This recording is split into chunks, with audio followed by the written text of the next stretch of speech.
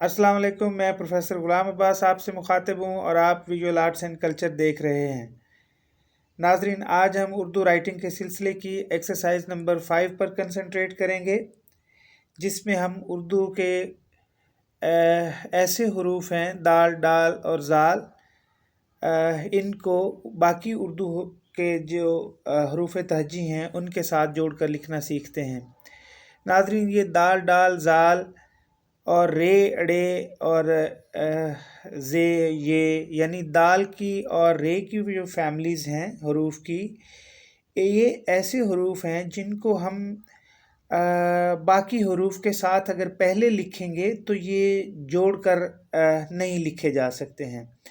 इनको हमें बाद में ही जोड़ना पड़ता है। ये जब भी आते हैं लफ्ज़ की सूरत में तो ये सेंटर में भी नहीं आते, बल्कि ये बाद में जो है वो जोड़े जाते हैं। तो आइए सीखते हैं कि इनको किस तरह से लिखा जाता है। फॉर एग्ज़ाम्पल, अगर हम अलिफ़ को दाल को अलिफ़ के साथ लिखेंगे तो ये ज़ाहिर है दाल अलिफ़ दा बनेगा, यानी दोनों ही सेपरेट लिखेंगे, इसलिए इसकी ज़रूरत नहीं है। हम जो है वो दाल को बे के साथ, यानी ये देखिए जो पहला हरूफ बनेगा तो उसके लिए ये बे और ये दाल, ये इसमें दो चीज़ों का ख़ास ध्यान रखना होगा। एक तो जैसे हम रे बनाते हैं, रे के साथ यानी ये रे होती है और ये जो पहले हमने लिखा ये दाल के साथ है इसको।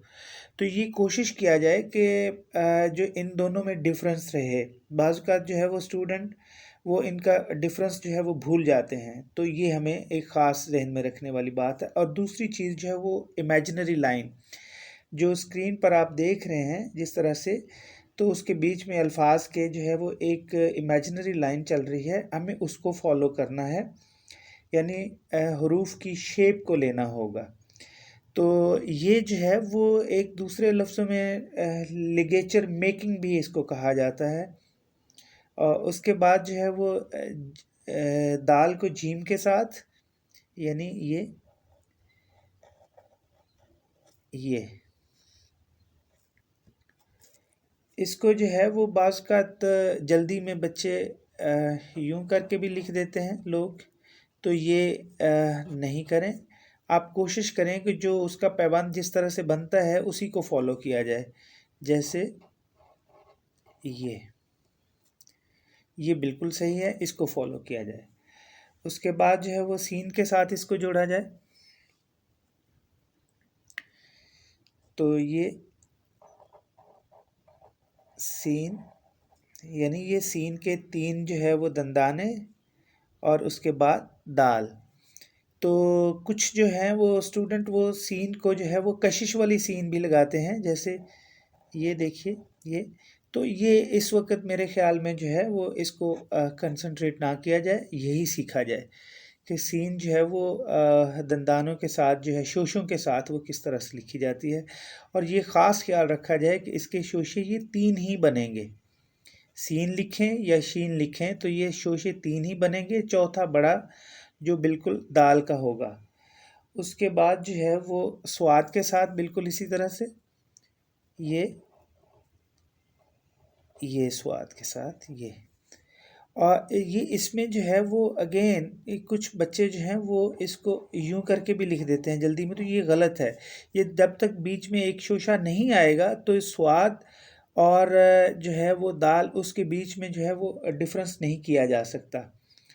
तो जैसे ज़िद लिखा जाए तो ये इस तरह से लिखा जाएगा। उसके बाद जो है वो दाल, तोए और दाल, तो उसके लिए ये देखिए तोए और ये दाल, एक दफ़ा फिर से, यानी ये स्वाद का ये बनाएं और उसके साथ शोशा लगाए बगैर और ऊपर अलिफ लगा दें। ये तो कोशिश किया जाए जो इसकी तरतीब होगी लिखने की, पहले अलिफ, उसके बाद ये स्वाद और देन ये दाल। तो ये इसके साथ जो है वो एन के साथ ये एन जैसे हम रूटीन में बनाते हैं उसके साथ डायरेक्ट ही दाल लगा दीजिए ये। और इसी तरह से जो है वो फे के साथ फे या दो नुक्ते वाली काफ, ये बिल्कुल वो उसका हेड बनाइए फे का, जो बिल्कुल उसमें स्पेस वाज़े होनी चाहिए। ये एक दफ़ा फिर से ये फे हो या काफ हो, उसका हेड बिल्कुल वाज़े होगा ये। तो उसके बाद जो है वो काफ कशिश वाली, इसमें भी ये जो है जैसे वो बे वाला पैबंद बनाया था वो वाला पैबंद होगा, लेकिन कोशिश करेंगे कि हम अलिफ जो है वो बड़ा रखें, यानी ये अलिफ, उसके बाद ये इसके साथ बे वाला ये और ये। और कोशिश करें ये ऊपर वाली लाइन जो है इसके साथ इसको टच नहीं करना चाहिए, ठीक है, क्योंकि वरना फिर अल्फाज के बीच में फासले को रखना जो है वो मुश्किल हो जाएगा और तहरीर जो है कोई इतनी अच्छी नहीं लगेगी, तो इसलिए ये ज़रूरी है। उसके बाद जो है वो लाम के साथ अगर हम इसको लिखें, जैसे ये अलिफ बना के उसके बाद जो है ये बे का पैबंद है ये। अच्छा, कुछ बच्चे जो हैं वो इनमें डिफरेंस रखना जो है वो भूल जाते हैं, तो ये ज़रूरी है कि ये जब आप बे के साथ इसको लगाएं तो वो ज़रा कम होगा ये, और इसी के साथ अगर अलिफ लग जाएगा, ये देखिए ये इसका और इसका अच्छा भला डिफरेंस है ये जैसे हम अगर इसको लजीज़ भी लिखना चाहें तो ये इसी तरह से ही आएगा, और ये अलिफ जो है इसके साथ लगेगा। अच्छा, इसके बाद जो है वो मीम है। मीम के पैबंद जो है वो दो तरह से लगता है।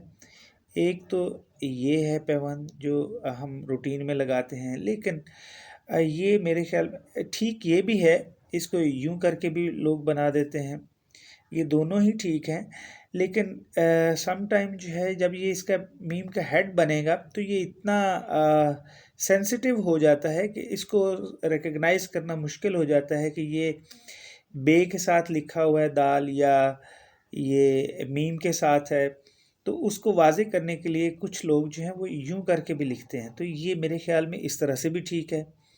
तो कोशिश करें ऐसा लिखें जो इजीली रिकग्नाइजेबल हो, तो मेरे ख्याल में ये ज़्यादा आसानी से रिकग्नाइज किया जा सकता है। और उसके बाद जो है वो हम देखते हैं कि मीम है तो इसके बाद जो है वो नून भी बिल्कुल इसी तरह से ही लिखी जाएगी।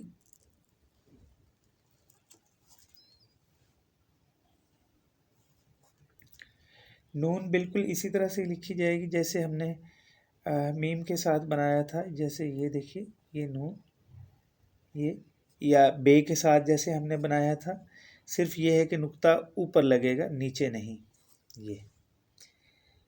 और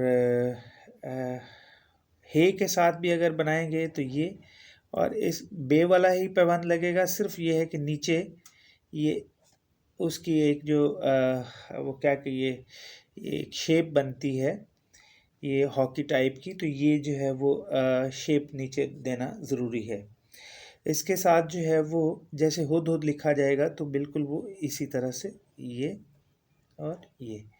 उसके बाद जो है वो ये के